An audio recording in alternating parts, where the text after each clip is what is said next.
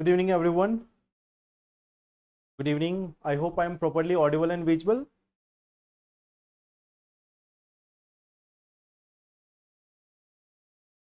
Good evening.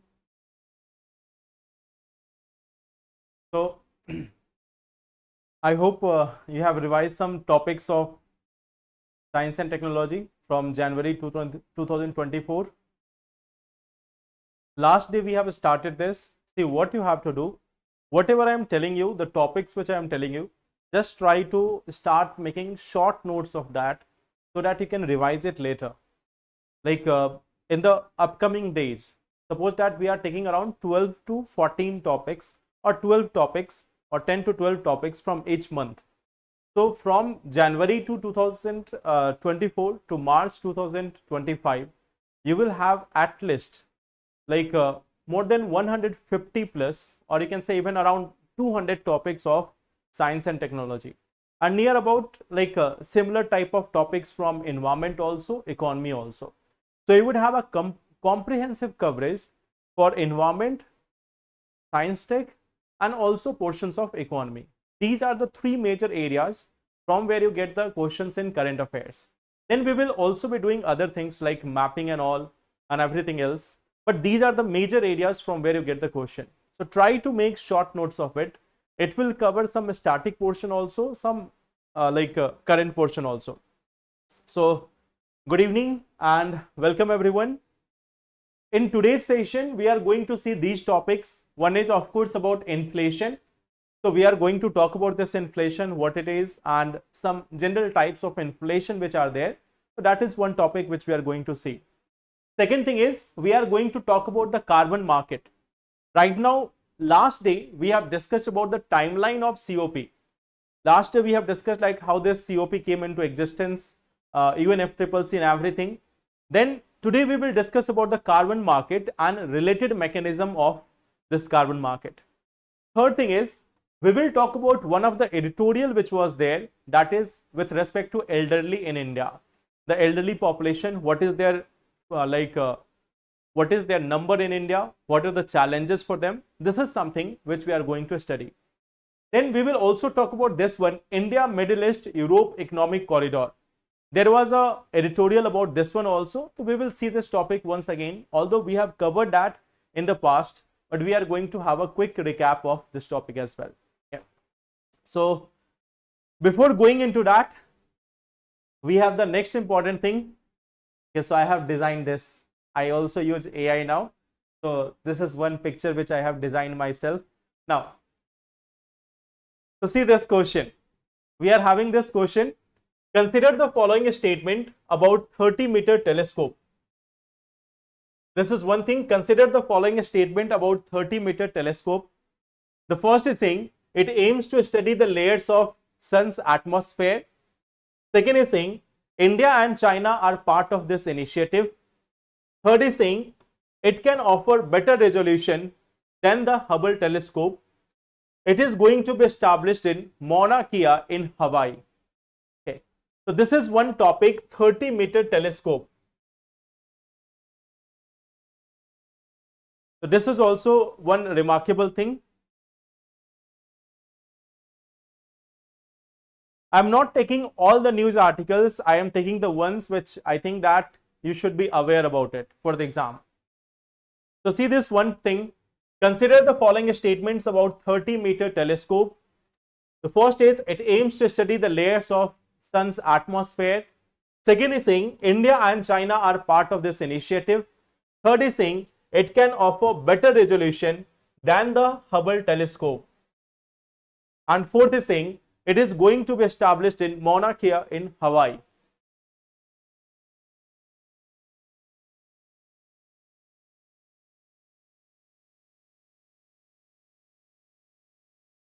C option 1, 2 and 3. Okay.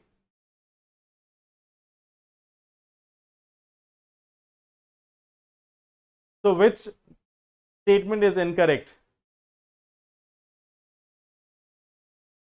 Which one statement is incorrect? Those who are going for option C, which one is incorrect?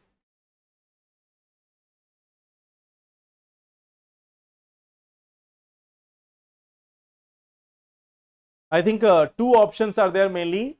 Some of you have said option B as correct, and some of you are saying option C as incorrect. Disha is saying option 1 is incorrect. Okay.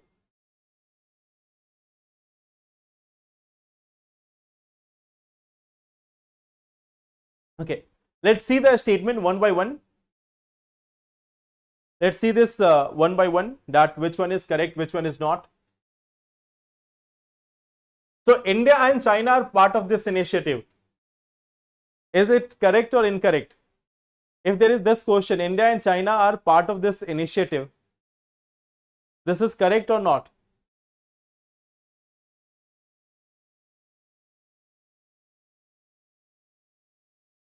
India and China, are they part of this initiative?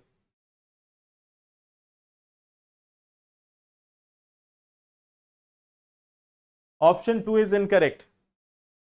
Okay. See, when we talk about this initiative, basically we have got 5 countries here. India is there. Then we have US over there. We have Canada over there. We have Japan over there. And then we have China. So yes, India and China both are part of this initiative. India, US, China, Canada, Japan. These 5 countries are together establishing this 30-meter telescope. It is going to be situated in Mauna Kea in Hawaii. So this fourth statement is also true. Second statement is also correct. Second and fourth statement are correct. Third is saying it can offer better resolution than Hubble telescope. Yes, it can offer 12 times better resolution. 12 times better resolution than the Hubble telescope. So this third option is also correct. Okay. Then the first one, it aims to study the layers of sun atmosphere. No, this is incorrect. See, if it has to study the sun's atmosphere, then it could have been simply parked into L1 orbit or other part. Okay. It aims to look into the other parts of the universe beyond the sun. It aims to look into like other cosmic bodies beyond the sun. It is not about a study of the sun itself. Okay. So it is looking into other cosmic bodies study.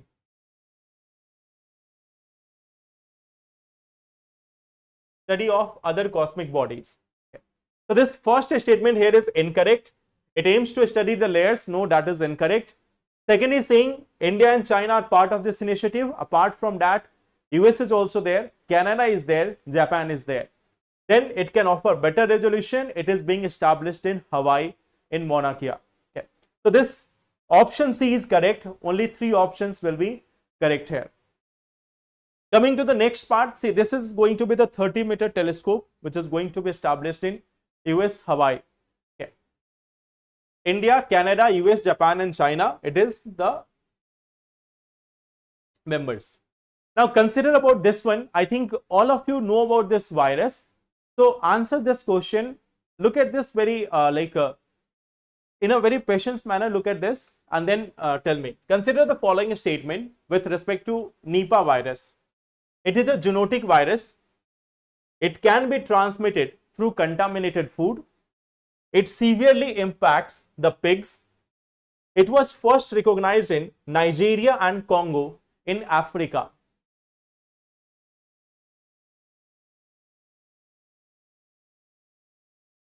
$200 million. Okay, that's good. So I think now today everyone is. Yeah, but it is Tina, in the initial phase 5 countries have participated in this.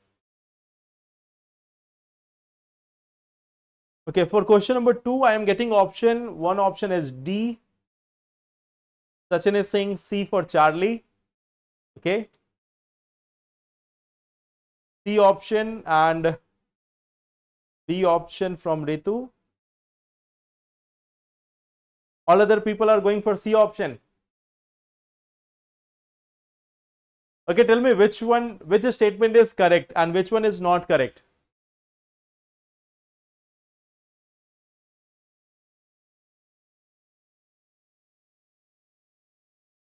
there is both benefit and harm of this marking system.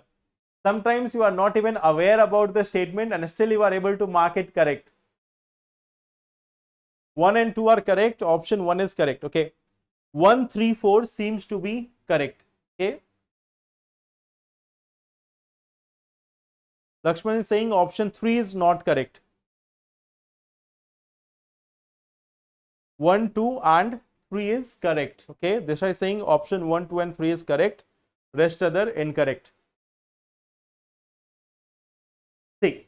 Now look at this. It is a zoonotic virus. Yes, it is zoonotic virus.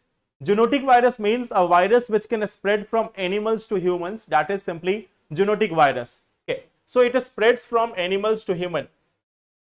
It spreads from animals to humans. Hence it is a zoonotic virus. So this first option is correct. It can be transmitted through contaminated food. That is also true. You know that fruit bats are considered as its carrier when they are biting some, let us say, some fruits and or any other eatable items, and if people are consuming that, that becomes a source for Nipah virus infection. Third is saying it severely impacts the pig. Yes, it is having huge impact on the pigs, and especially in those areas where people are also raising the pigs, there it is severely impacting their livelihood as well. There is an impact on health of the people also, and even on their livelihood, because it impacts horses also, it impacts pigs also, and other animals as well. So this third option is also correct. Nipah virus was first recognized in Nigeria and Congo. This is incorrect. It was identified in Malaysia. It was identified first in Malaysia. So this is not correct. Fourth option is incorrect. Answer will be C. Answer will be C, but only 1, 2 and 3 are correct. Most of you have said that option 3 is incorrect. No, it is not incorrect. It harms the pigs, it harms the horses also, it harms the bats also, and even other organisms as well. Yeah. So this is your Nipah virus. If you look at this, impacts pigs, horses, goat, sheep, cat, dogs, etc. Fruit bats, they are considered as its carrier.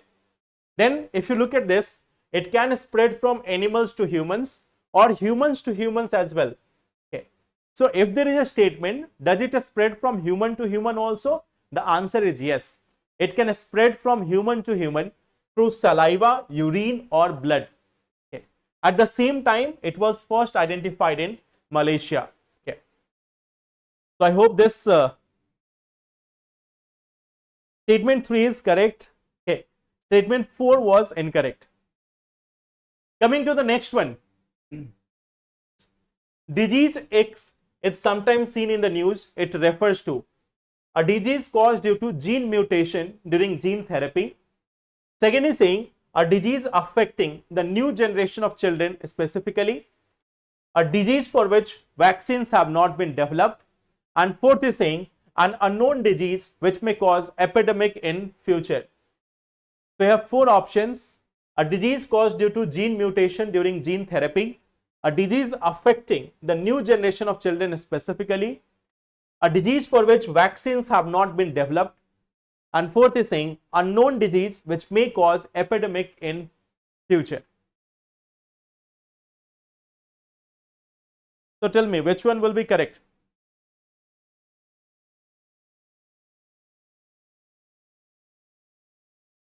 Okay, one answer is D.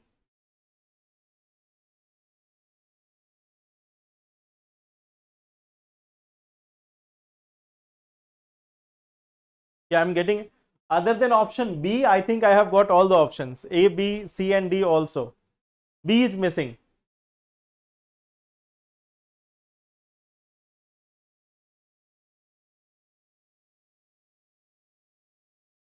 D, A and C. Okay. This is one thing which has been there in the news since 2018. And right now, again from this year, there is a discussion about this disease X. D for Delta, D for Dishu. Okay. C and D both. That is also fine. But see, disease X, if we talk about this, disease X is basically an unknown disease which may cause epidemic in future.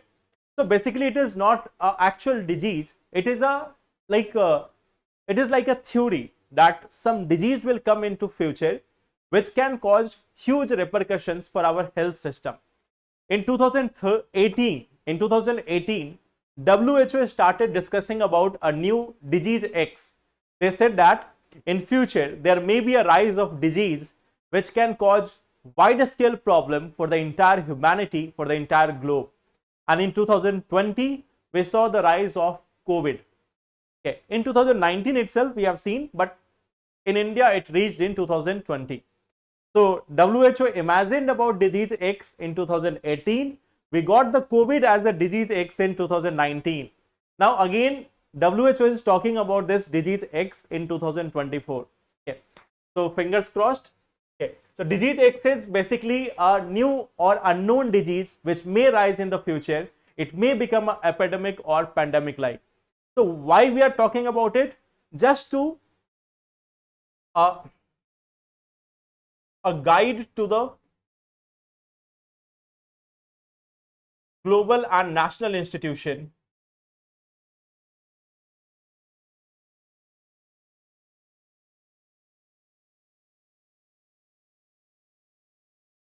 to upgrade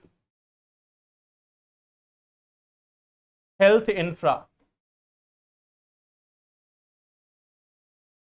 That is the main aim behind this discussion for disease X. Okay. Coming forward.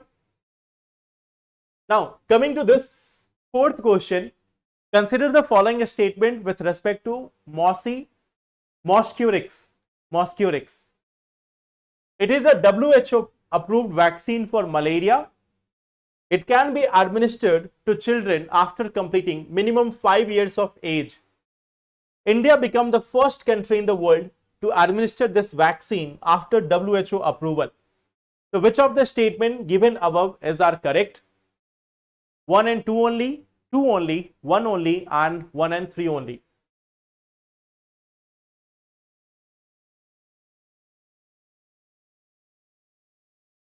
No, it's not called rare disease. It is simply called as a disease of the future.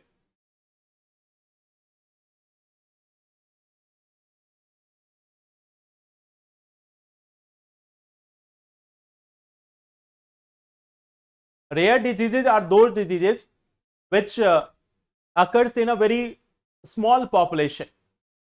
But here what we see that disease X is rise of a virus or a pathogen or anything like that which may cause epidemic or pandemic like situation.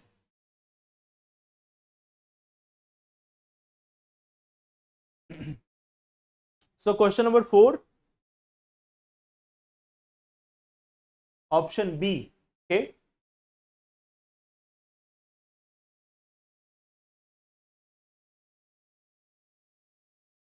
I think most of the people are going for option B. One answer is option A also. A few answer as option C as well. Okay.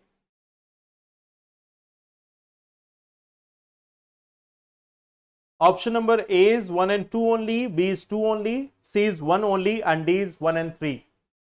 So this time it is changed. It is not only 1, only 2.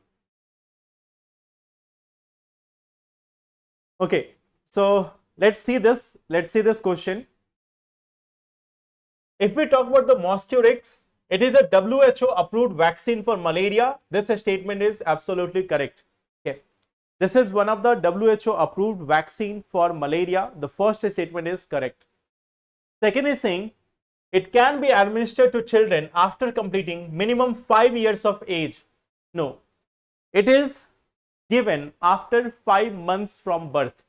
If a child has completed 5 months, then they can be administered this malaria vaccine. Okay, so it is not 5 years, it is 5 months. Okay. It can be administered to children after completing 5 months from their birth. Okay. Here it is written after completing minimum 5 years. So that's why it will be incorrect. after completing 5 months, they can be administered this Mosquirix vaccine. So this second option here is incorrect. Third is saying India became the first country in the world to administer this vaccine after WHO approval. This option is also incorrect. It is Cameroon. It is Cameroon which has become the first country in the world. During the trial phase, of course, the trial was there in many of the countries of Africa.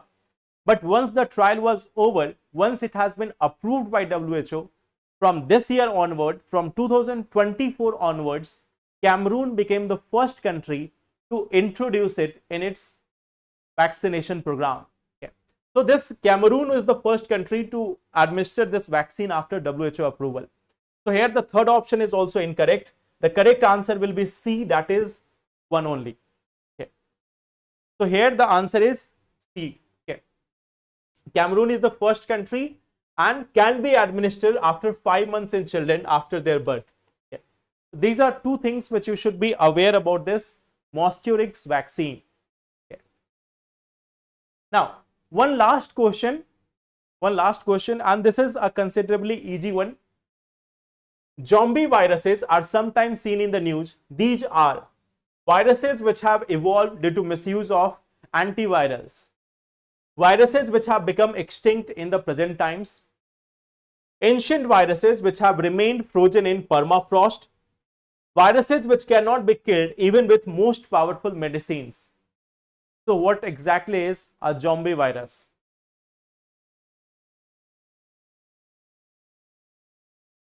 Yes, India and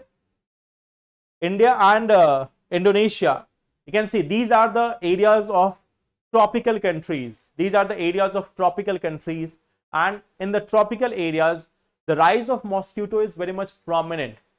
There is enormous rise of mosquitoes in these areas. Plus, a lot of population is living in the village areas where they lack the safety nets and everything. That is one of the reasons.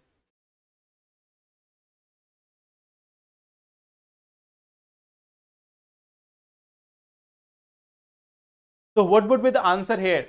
Zombie viruses.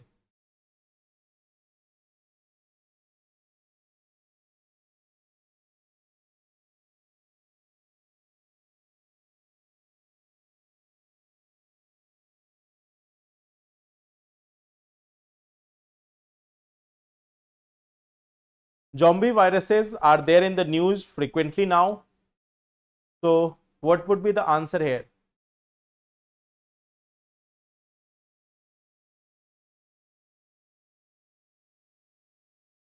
A option, okay. A and C, and a few answers D also. Okay.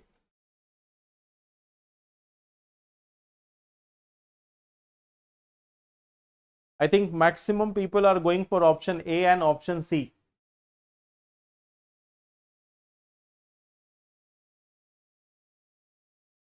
Okay. So see, if you are just going for guesswork, it is not going to work here. It is option C, ancient viruses which have remained frozen in permafrost. Zombie viruses are there in the news because now the ice is thawing away. There is melting of ice in the Arctic region, and hence there is a fear that the viruses which have remained trapped there under the permafrost may now again surface, and they can become a source of many of the diseases. They can become source of many of the diseases. So that is one of the major concern of this melting of ice again. Okay. Due to melting of ice, they can now rise again. They can become common again. So zombie viruses are ancient viruses which have remained frozen in permafrost for thousands of years. Okay. So here the answer is C option. Okay. Here the answer is C option. So this is one part. Zombie virus is a virus that has been inactive for a long time but can be revived and cause serious disease. They are trapped in frozen soil, permafrost, and can remain viable for tens of thousands of years. Sneh Kumar Soni, from this week it will be resuming. I was not there in Delhi. From this week we are resuming the classes. Okay.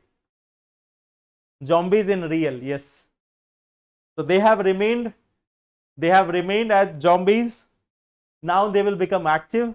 Okay, but only virus, not humans. Okay. So these were 5 questions which we have discussed. One was zombie virus, disease X was there, Mosquirix was there. Then we have also discussed about 30-meter satellite and also Nipah virus. Okay. So these are still from the month of January 2024. I think a few more topics will be there from January, and then we will shift to Fab. We are just covering the science tech related thing right now. After that, we will come to environment also. Okay. Now, coming to today's topic, inflation. Okay. So what is the context here? Why we are discussing this? This is not important for exam, but the context is there. India's retail inflation is like surging up. It is going higher and higher. It has reached to up something like 6.1% now. You know that in India, there is a target of 4 plus minus 2. There is an inflation target of 4 plus minus 2. Means it could be anywhere between 2 to 6. But the current inflation rate has increased up to 6.1%. So it has already crossed the highest limit here. We have a highest limit of 6% inflation. It has crossed that now. So it is 14-month high in October. Yeah. Now, so let's discuss a little bit about inflation, that what are the different type of inflation. I think all of you know that, but still just try to memorize this. There is one thing called as demand pull inflation. So demand pull inflation is very much simple. When there is a too much demand of anything, when demand is increasing, it leads to increase in the prices of good. Suppose that you have only 100 liter of, let us say you have only 100 liter of milk, but everyone decided that we have to make some sweets that day, or you have to make halwa or anything like that, whatever you want to make. Okay. So if someone is deciding that we have to make some sweets on a particular day, but there is supply of only 100 liter of milk and there is no cap on the price, then the price will go high. Okay.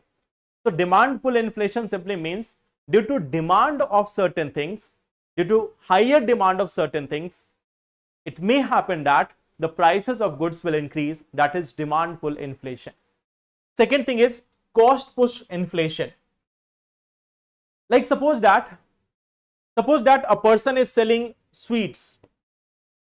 A person is selling sweets and he is selling it at 100 rupees per kg.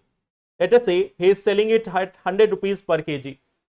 But due to some reasons, let us say that the price of sugar has increased, the price of milk has increased, the price of labor has increased. Due to all these factors, his cost of production is rising. Cost of production is rising. In that case, he will be increasing the price of this good.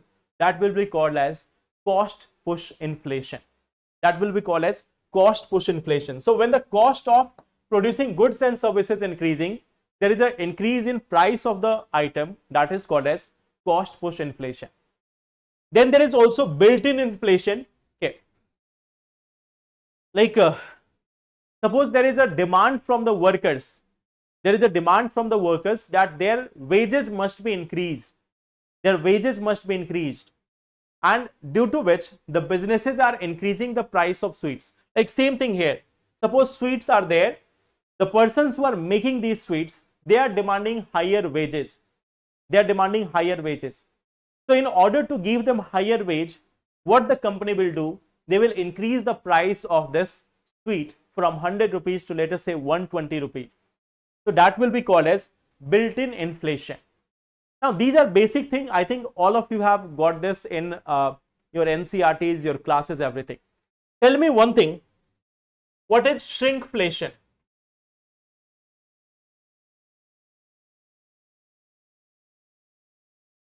What is shrinkflation?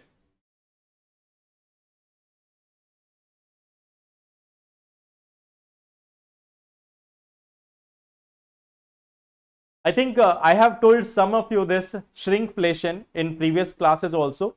So can you tell me what is this shrinkflation?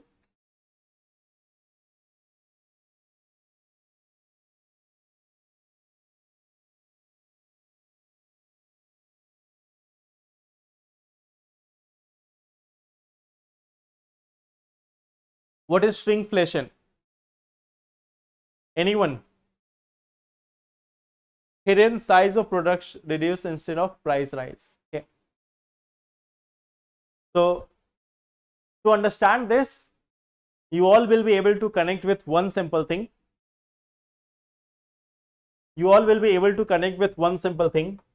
Once upon a time, there was a biscuit.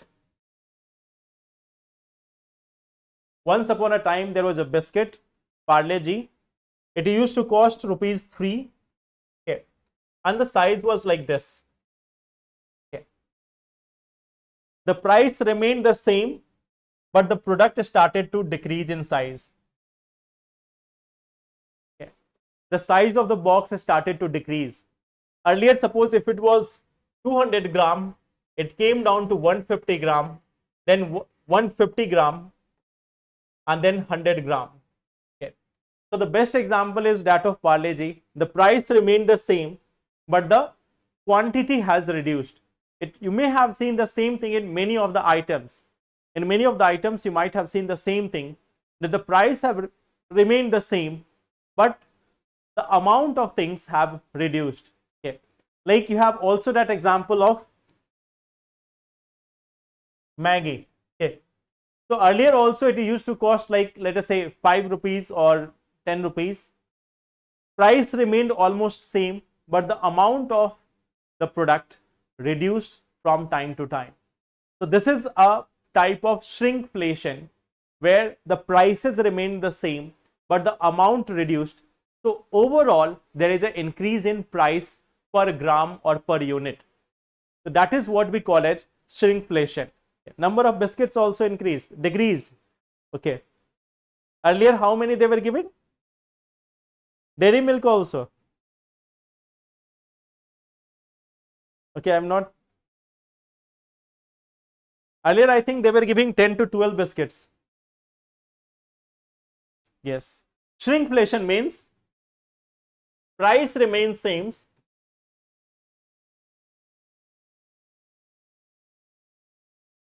price of the product remains same, but quantity it is reduced.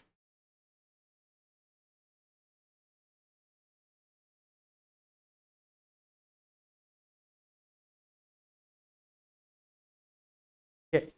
So this is called as shrinkflation. Okay.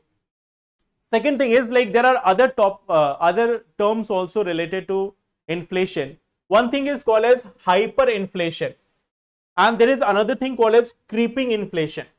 So there is one part which is called as hyperinflation. Just one second. There is one thing called as hyperinflation. Hyperinflation. So when we are talking about hyperinflation, it means where the inflation is running in not just single digit or double digit, it is running over like more than 100%, 200%, or even in thousands sometimes. That is called as hyperinflation. When it is too high, when the inflation is too high, when single biscuit or when single one bread will cost in thousands, that is what we call as hyperinflation. Like we have seen the condition in Sri Lanka also, in Venezuela also, in Greece also some years ago, around 10 years ago. So that is what we call as hyperinflation. Then there is another thing, creeping inflation.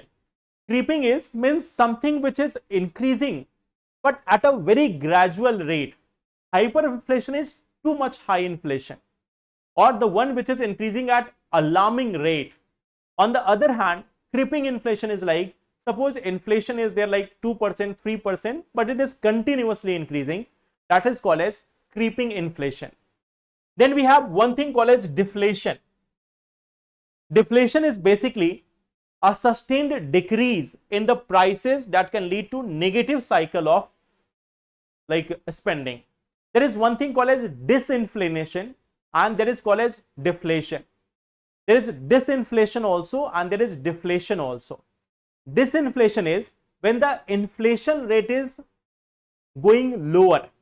Like suppose that in the month of June 2023, the inflation rate was, let us say, 5%. But in June 2024, the inflation rate is 3%. The inflation rate is 3%. So this will be called as disinflation. But suppose that the inflation rate is going in negative. If it is going in negative, that will be called as deflation. So there is, this thing is what we call as disinflation, and if it is going in minus, let us say it is going minus 5%, that will be called as deflation. So three things are there: inflation, disinflation and deflation. Okay. Then we have also one thing called as like peacetime inflation and wartime. During the peacetime means when everything is normal but still inflation is there, that is peacetime. And when due to exigencies there is inflation, that is wartime. But they are not that much important. Okay. You have to remember a few things. One is hyperinflation. Hyperinflation. Another is creeping inflation. Then we have disinflation and deflation. Okay. So hyper is too much high, creeping is slow but steady. Then we have disinflation, where suppose inflation rate is reducing somewhat, that is disinflation. And deflation is when it is going in the negative cycle, when the prices are getting down, that is what we call as deflation. Okay. So I hope this difference between deflation and disinflation is clear or not. Just tell me about these two, disinflation and deflation. Is it clear or not? I can explain it with example also. Let us see. 2022 June. Price was 100 rupees. Okay. 2022 price was, let us say, 100 rupees. June 2023 price was, let us say, 110. So here there is inflation of 10%. Here there is inflation of 10%. Now suppose that in June 2024, in June 2024, the price increased to 115. So here you can see that last time it was increasing at 10%.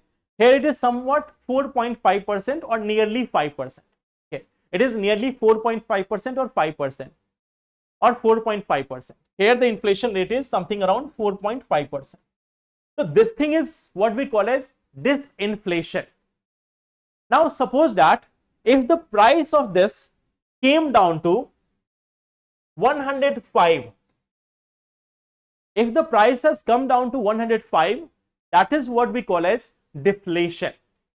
That is what we call as deflation. So this is disinflation, this is deflation. I hope it is clear.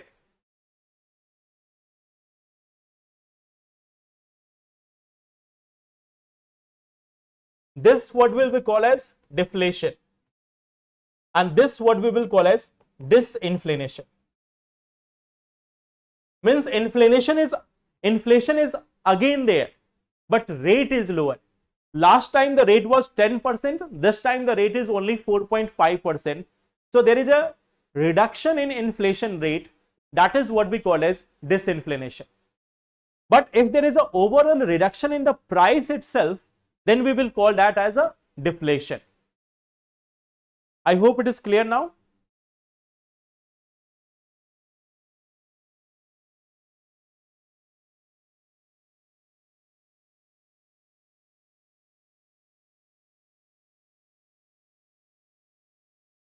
Now, coming to the next topic. Okay. So there is a question also. There are many questions on inflation, but I am giving you just one.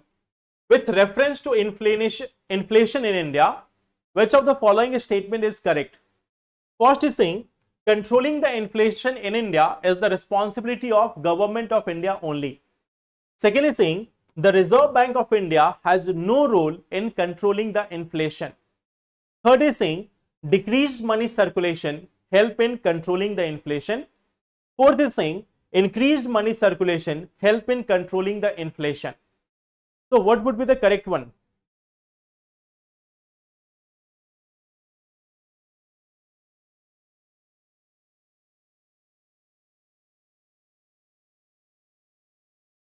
C for Charlie.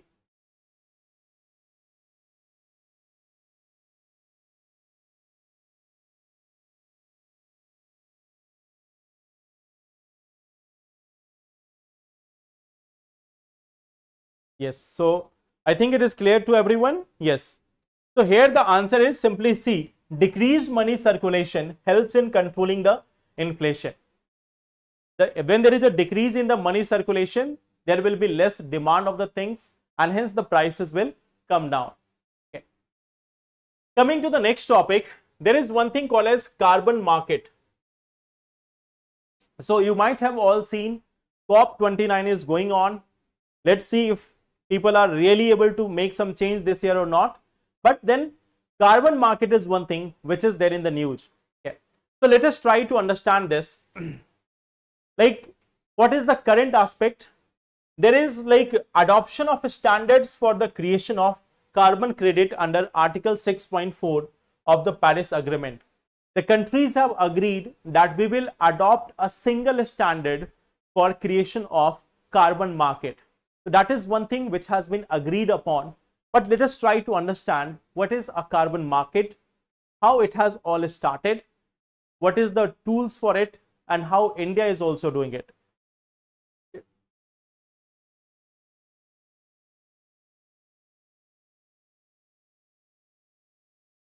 In UPSC batch from this Saturday, the classes will start. I was not in Delhi, but from this week it will start.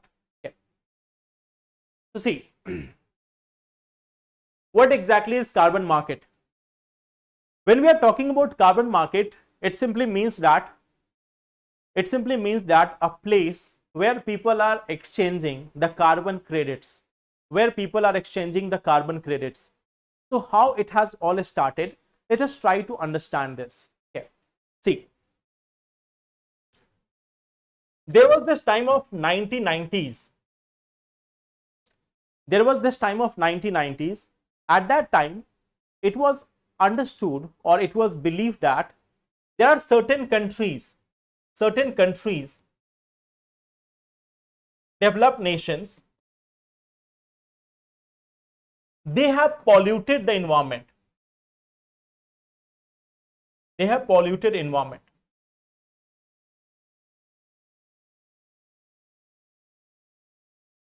was believed at that time that the developed nations have polluted environment. Okay. And due to this pollution, the entire world is facing consequences, the entire world is facing challenges. Okay.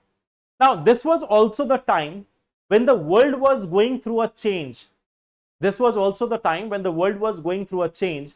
This was the time of globalization.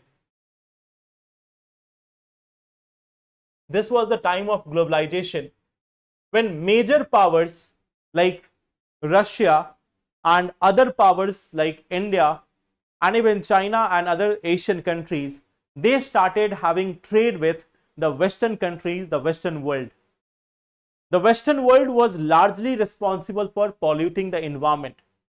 So at that time, they were able to do, or they were ready to do anything for the sake of trade. And during this time, since they wanted the trade to happen, they agreed upon a lot of things. And one of the things was they will be responsible for reducing the pollution, and they will also be helping the developing countries in reducing the impact of climate change and also reducing the pollution as well. So this was one of the time when the Western world agreed that okay, we will help the developing countries, at the same time we will reduce our pollution as well. Okay. So from there was emergence of a thing called as UNFCCC, which we have discussed last day also. United Nations Framework Convention on Climate Change. We have seen in 1992 it was adopted, then 1994 it came into force. After 3 years, in 1997, there was one of the very important change, that was Kyoto Protocol.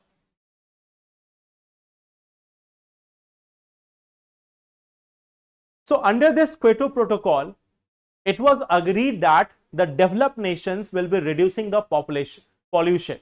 They will be reducing the pollution. Now, there was a challenge for the developed nation also. There was a challenge for developed nation that if they immediately switch to renewable sources, their economy might suffer. Their economy might suffer. And so, in order to reduce the impact on their economy, they found out a way forward. And the way was, they will lead to reduction of emission anywhere in the world. They will lead to reduction of emission anywhere in the world. So what was evolving at that time? Let us say there is a country US. Let us say there is a country US. It has been given a target that you have to reduce 50 tons of carbon. You have the target of reducing 50 tons of carbon dioxide. Let us say they were given a target that you have to reduce 50 tons of carbon dioxide. On the other hand, let us say there is a country, India. Now, India is a developing nation, so it was not given any target as such. India was not given any target. But then, let us say India started making some solar power plants, or India was thinking about having an energy power plant. Okay, it was deciding for a power plant. Okay. So India had two options, that we can go for thermal or we can go for solar. We had two options. We can either go for thermal or we can go for solar. If we are going for thermal, let us say that there is emission of 50 tons of carbon that will be emitted. Let us assume that we were going for thermal power plant, so it could have led to 50 tons of carbon dioxide emission in the air. Now, US was given a target that you have to reduce this emission. So what it said, it contacted India that don't go for this, don't go for this. Instead of this, you might focus on going for solar power plant. Focus on going for solar power plant. If you go for solar power plant, you will earn some carbon certificate that you had an option that you could have emitted 50 tons of carbon, but you have not done it. So what you will get? You will get certificate. You will get carbon credit of 50 tons of CO2 equivalent. It said India that go for this solar power plant, you will get 50 carbon credit for 50 tons of carbon dioxide equivalent. Once you have got that credit certificate, sell it to us. India is going to sell this certificate, sell to US. Since US was requiring this, okay, since US required this, India can sell this 50 credits or carbon credits to US. In return of these credits, India will receive the money. Okay. So this led to development of a market, that some countries, some industries were getting the carbon credits, they were reducing the emission somewhere, and someone was ready to buy. Someone included countries like UK, countries like Canada, countries like France, etc. They were the one who were ready to purchase these carbon certificates, and countries like India, China and other countries of the world, they were earning the carbon certificate. They were reducing the carbon emission, they were getting the carbon certificate for this, and they were selling it to the developed world. So it led to flow of money from US and other developed nations towards India and other developing countries. It led to development of renewable markets in these countries as well. Okay. So this mechanism led to development of one thing called as carbon market. In normal terms, under the Kyoto Protocol, this is called as clean development mechanism. It is given a name, clean development mechanism. So for a clean development, they are funding developing nations. This is one of the part which evolved from Kyoto Protocol. From here, the markets have expanded. Now, in India also, government started one thing. Okay. Government started one thing called as perform, achieve and trade. India started a scheme which was called as PAT, perform, achieve and trade.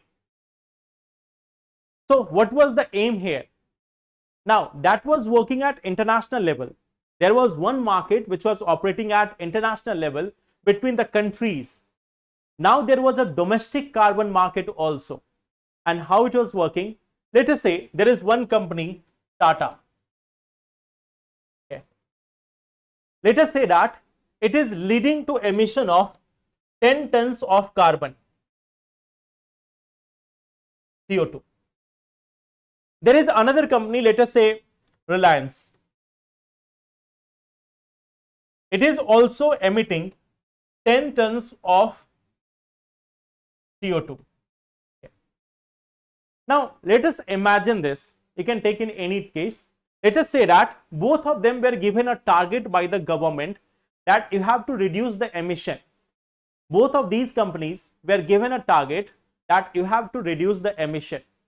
Let us say they were given this target to reduce 2 tons. Reduce 2 tons. Now both of these companies, they were working throughout the year, but they were able to reduce just 1 ton of carbon dioxide. They were able to reduce just 1 tons of carbon dioxide. And then let us say there is another company XYZ. They are a smaller country. There are smaller companies. There are various other smaller companies X, Y, and Z, and they have utilized some option. They have started some business due to which they have earned carbon credit. Let us say they have got some carbon credit. They have got the carbon credit. So now Reliance and Tata will contact these companies that, okay, you can sell your carbon credit to us, we will give you the money. So even at local level, at the domestic level also, a carbon certificate or carbon trading started between the companies. So this led to evolution of a carbon market within India as well. Now, in 2022, this scheme has also been upgraded many times, like 106 million tons of carbon dioxide emission has been reduced due to this PAT scheme. If we have to use a fact sometime that how India is fighting the climate change, use this fact. Under the PAT scheme, India has been able to reduce 106 million tons of carbon dioxide. Yeah. So this is one fact which you can use. Yeah. Second thing, recently we have seen carbon credit trading scheme. Government has come with one new thing, carbon credit trading scheme. So what is this? Now many more companies have been allowed to do the same thing as was done in perform, achieve and trade. Earlier it was applicable to only a few companies. This perform, achieve and trade, it was applicable only to a few companies. Now a comprehensive form of that has been launched in form of carbon credit trading scheme. The same thing goes, it works in the same fashion, only that now more and more companies are allowed under this. So this is how carbon market has evolved in India also, across the world also. I hope it is clear what is carbon market.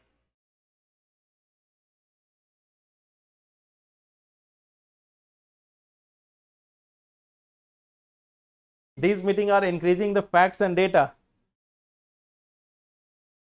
Yeah, if you see from 2015, since Paris meeting, there is only some new terms and new data which has come up.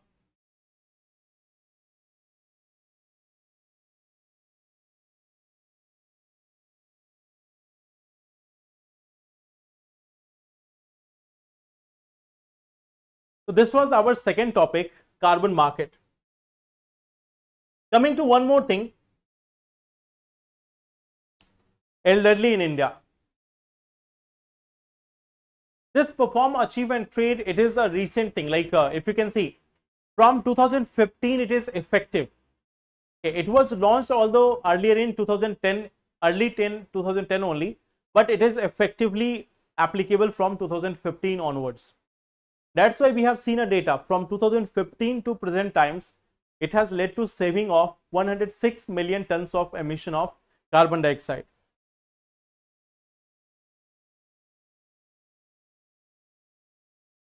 Now, coming to the next topic, elderly in India. Okay.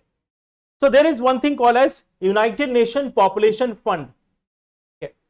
So this has estimated that the rate at which the population of elderly is growing in India by 2050. In 2050, the share of elderly in population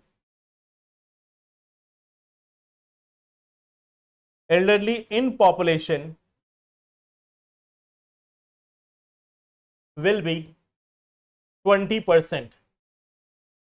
Okay, it will be 20% by then. In 2050, it will be near about 20%. Right now, it is something around 10%. So by the time you all will be there, let us say you are of 20 years on an average. If you are of 20 years or 22 years, so after 40 years, that is in 2060 or in 2064, you will also be part of this elderly. So when we are talking about 2050, it means you are near there somewhere. Okay, I will be there some year earlier, and then you will also be reaching at that part. Okay, so at that time you will also be part of this data that yes, 20% of Indian population is going to be elderly now. Yeah. So see, what is the thing here? Why we are concerned about the elderly population? First thing is 75% of the elderly in India, they have one or more chronic disease. Chronic means which is long term. Okay, like cardiovascular diseases, or let us say diabetes is there. So these are called as chronic diseases which are there for a very long period of time or throughout the life. Okay. So 75% of the elderly in India have one or more chronic disease, and 1 in 4 have multimorbidity. Means 25% of them have multiple reasons for death. Means they have multiple causes, they have multiple such disease which can lead to their morbidity or death in those people. That is one thing. Second thing is, more than 40% of the elderly in India are in the poorest wealth group. Okay. So they are under the poverty line. Around 40% of the elderly, they are below the poverty line. You know what is the condition of below the poverty line? It is like earning less than 32 rupees per day. Okay. Or getting like 32 rupees per day. That is the category for BPL. Okay. So here what we see that they are getting, there are 40% of the people in the elderly section who are under the BPL category. Then older women are likely to be widowed, living alone. There is another challenge. The challenge is that there are a large number of women among them, those who are mostly living alone, those who are also widowed. Okay. So they don't have any family members near them, they are surviving by themselves. That is also a challenging task. In that age, you need to have someone beside you, but they are not having that. Okay. Safety and security. Okay.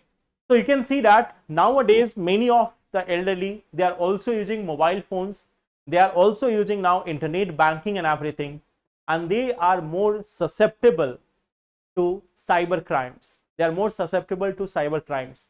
You might have seen one new thing right now, digital arrest. We have discussed that also. We have discussed this also in the previous weeks, digital arrest. Okay. So new forms of cyber crimes are evolving, and the elderlies are more vulnerable to those type of scams. Okay. This is also one of the challenge. Then see, government has been taking certain steps. One of the step is Pradhan Mantri Shram Yogi Mandhan Yojana. So Pradhan Mantri Shram Yogi Mandhan Yojana is basically a pension scheme where the beneficiary pays the 50% of monthly contribution and government is also contributing 50%. So this is a old age pension scheme, old age pension through contribution.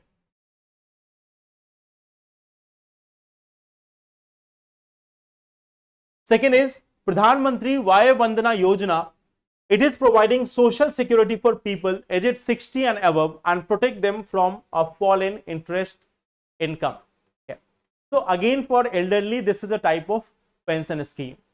And then we have this National Action Plan for senior citizens also. Okay. So it is talking about creation of new citizen homes in districts where there are not a sufficient number of elderly homes. Okay. But you might see the schemes or the initiatives are not sufficient enough. There has been a recent change also. You all might have seen in Ayushman Bharat Yojana. In Ayushman Bharat Yojana, now all the elderlies above 70 years of age are eligible. Okay. So they have been given a health insurance also, and all the elderlies who are above the age of 70 years, they are eligible under this Ayushman Bharat Yojana. So that is one of the positive steps, but it is for those who are above the age of 70 years. Okay. Maybe in future we will need to bring it down to 60 years also, because many of the people in India, they do not have the old age health insurance or pension or anything other. Okay.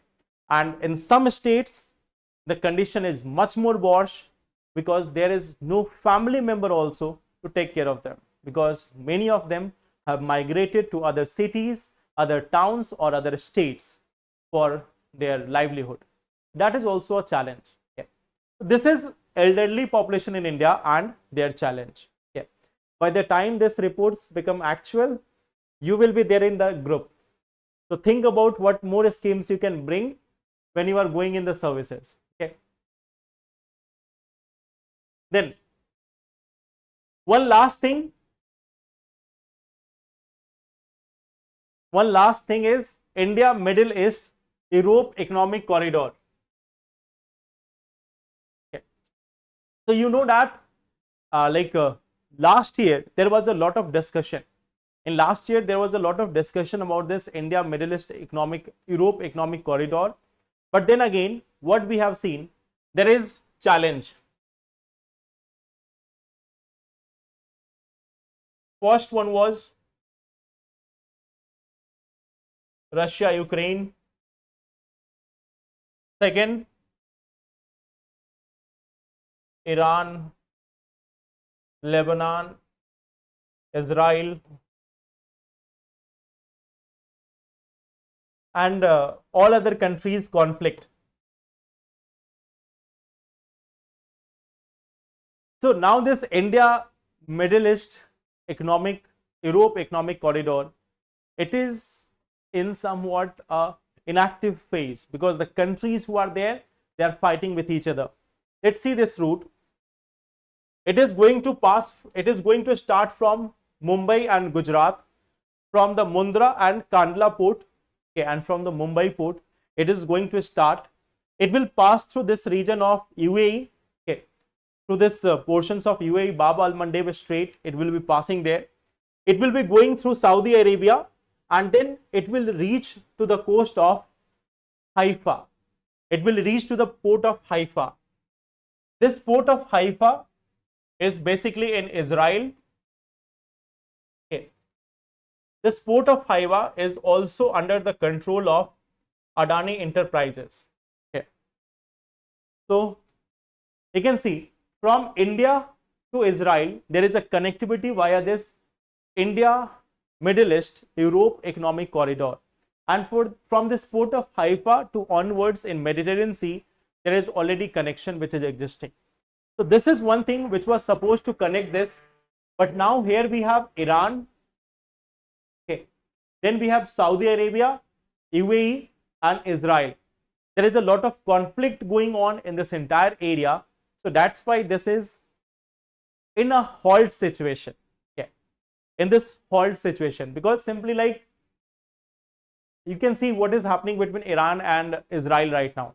And now what we see that there is another challenge, and that another challenge is US from 2025 onwards.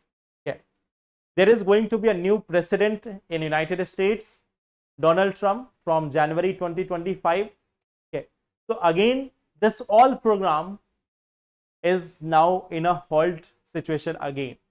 There have been at least 4 or 5 serious attempts at establishing the linkage between India and Central Asia, India and Europe in the last 10 years.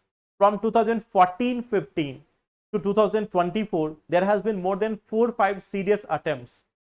But whenever something is happening, one way or other way, there is some conflict in this region, and it becomes like it goes in that passive phase. There is in international north-south transport corridor also.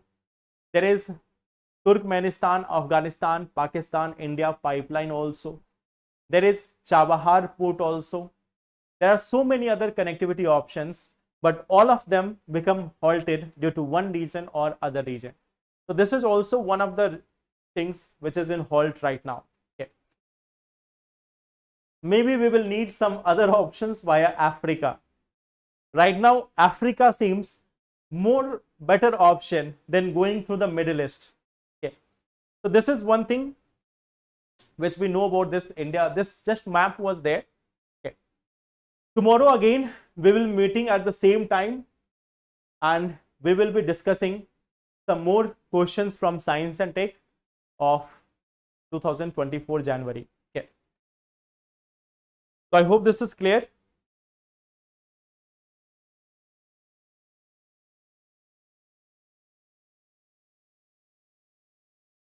We will meet tomorrow, and then we will discuss the questions of science and remaining topics of current affairs. Okay. So thank you everyone. And today, yes, I think that you have scored much better today than last day. So let's work in this manner, and believe me, in the next 2 months, you would have good confidence over the current affairs of science and environment. खतरों के खिलाड़ी. Then we have another option. If we are खतरों के खिलाड़ी, then we have another option. There is a direct connectivity also. From here we can simply enter into this area, then another खतरों के खिलाड़ी in this area, and then we can go to the rest of world. Okay. So that for खतरों के खिलाड़ी, we have 2 other countries which are there. Okay. So thank you so much. Jai Hind. Good night.